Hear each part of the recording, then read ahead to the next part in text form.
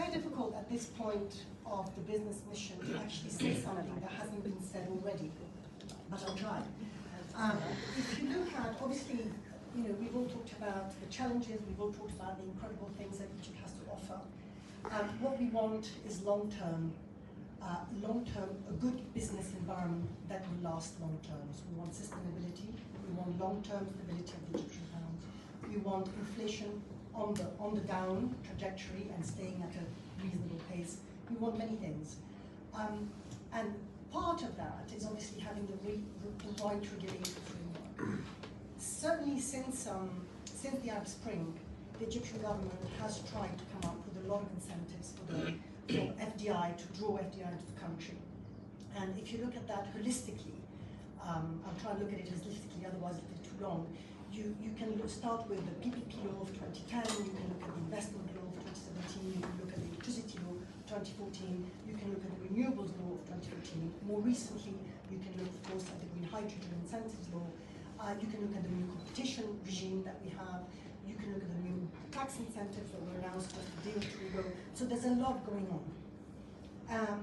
These things have allowed us to have some great successes. And some of them, not again to go on for too long, Bandan, one of the biggest solar parks in the world, that has produced 32, I think, individual projects, and now we're in the secondary phase of that, with M&A projects coming alongside that.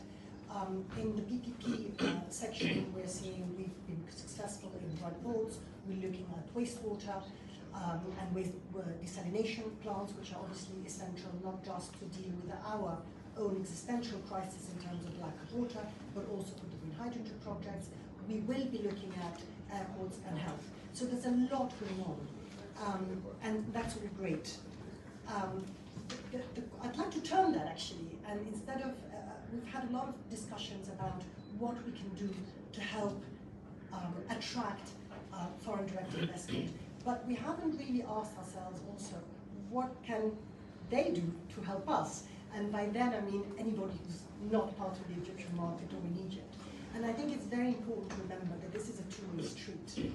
And the reason why I'm saying that is because if you look at all the investment incentives as a package, you will see that they are for projects located in a particular area.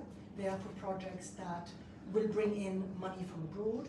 But one of the things that is highlighted as well is education, transfer of technology. And this is something that I haven't really heard mentioned in the past 2 days very much. So that's what I thought I'd mention today and now.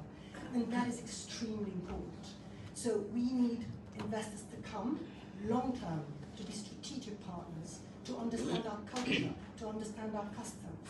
We will help them do that. And by we, I mean not only the public sector, but the private sector advisors, the private sector business community. We will work together, bring us the knowledge, bring us technology, teach us, so that we in turn can be better partners to you.